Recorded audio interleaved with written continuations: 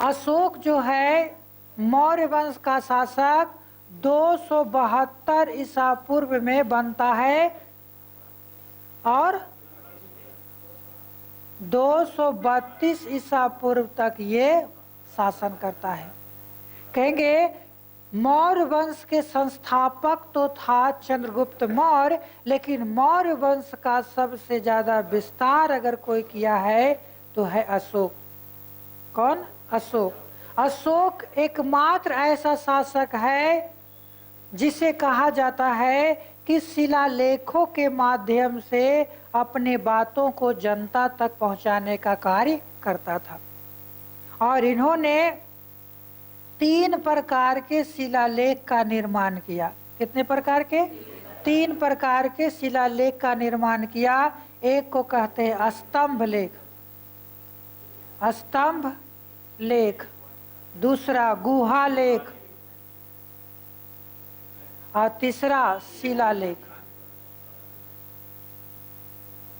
ये 3 प्रकार के शिलालेखों का निर्माण किया और इनकी शिलालेखों को पहली बार देखा गया था 1750 ईस्वी में। किसने देखा था? टी फैन थैलर ने। कौन देखा था?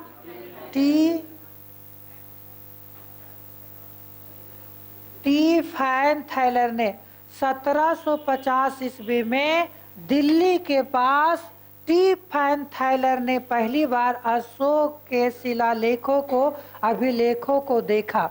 लेकिन उसे 1837 ईस्वी में 1837 ईस्वी में जेम्स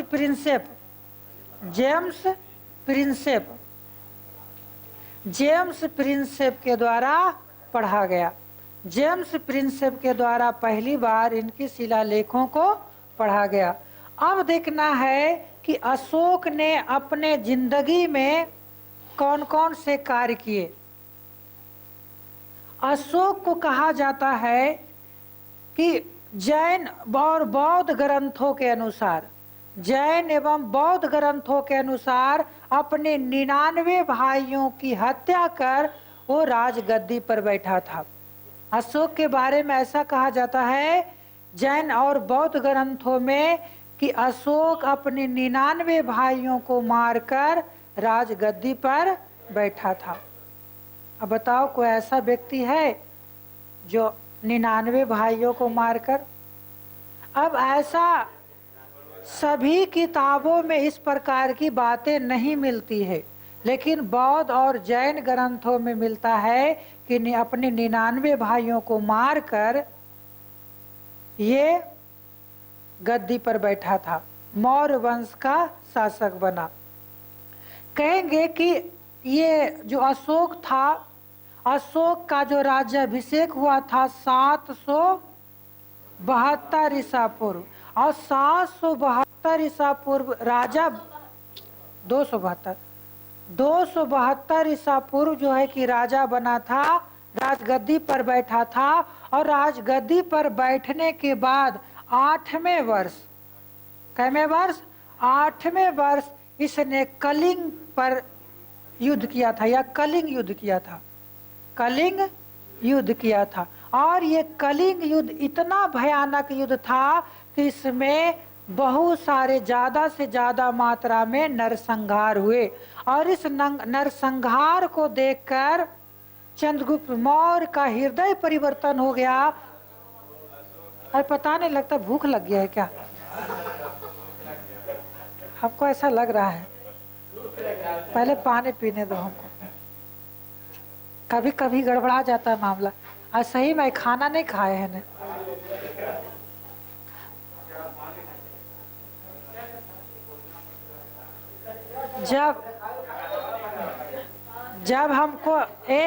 जब हमको भूख लग जाएगा तो बोलेंगे कुछ, निकलेगा कुछ। हाँ, ऐसा बात है। क्योंकि भूख लगने के कारण दिमाग जो है ना काम करना बंद कर देता है। आज क्या है कि आज घर में कुछ लोग भी आए हुए थे, तो 1 बजे सुतवे किए और 5 बजे उठ गए, तो नींद भी पूरा बढ़िया से नहीं हुआ है। हैं? 5 घंटा कहाँ हुआ? हाँ 5 नहीं, ऐसा बात नहीं है। चलो ठीक है, छोड़ो, अब ध्यान दो। पहले माथा ठोक लेते हैं, ठीक है। बोलते हैं कुछ तो निकलता है कुछ। चलो तुम दोनों सुधर जाओ, नहीं तो अभी उसका घर फोन जाएगा। घरे पहुंच जाएंगे। अच्छा बताओ, इसका नंबर था, इसका घर पहुंच गया कि नहीं? तुम्हारा घर भी पहुंच गया?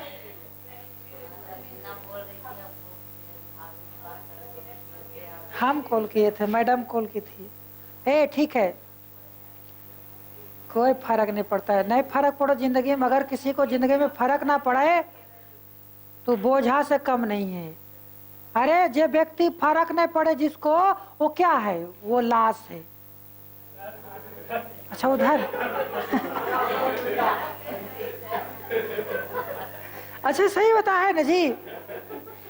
जिस व्यक्ति को कुछ फर्क ना पड़े वो क्या है? लाश है।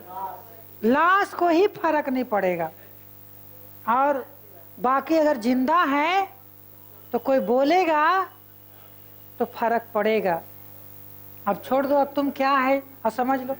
चलो ठीक है, कहेंगे 272 ईसा पूर्व में अशोक शासक बनता है।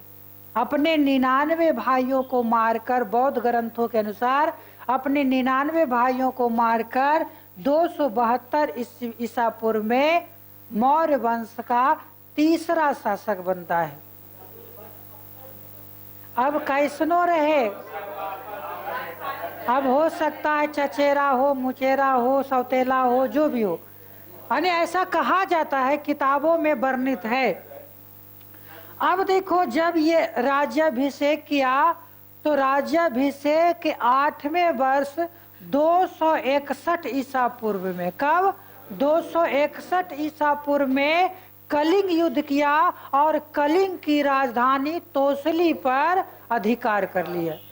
कलिंग की राजधानी तोसली पर अधिकार कर लिया, और इस युद्ध में इतना नरसंहार हुए कि कहा जाता है कि आपको इस जगह पर कलिंग में, जो कलिंग राजवंश था, उस राजवंश में सिर्फ और सिर्फ महिलाएं बची थी। पुरुषों की जनसंख्या बिल्कुल समाप्त हो गई थी, यानी उसमें सिर्फ महिला और बच्चे बचे थे उस राज्य में। और इसे देखकर, ये सभी देखकर अशोक का हृदय परिवर्तन हो गया और वो युद्ध नीति छोड़कर धम्म नीति को अपना लिया। कौन सा नीति? धम्म नीति को अपना लिया। अब अशोक को जो है विभिन्न नामों से जाना जाता है। अलग अलग ग्रंथों में अशोक का नाम अलग अलग मिलता है। जैसे आपको कहेंगे कि अशोक के शिलालेखों में इसका नाम देव नाम प्रियदर्शनी मिलता है। क्या मिलता है? देव नाम प्रियदर्शनी। कहेंगे शिलालेखों में इसका नाम क्या मिलता है?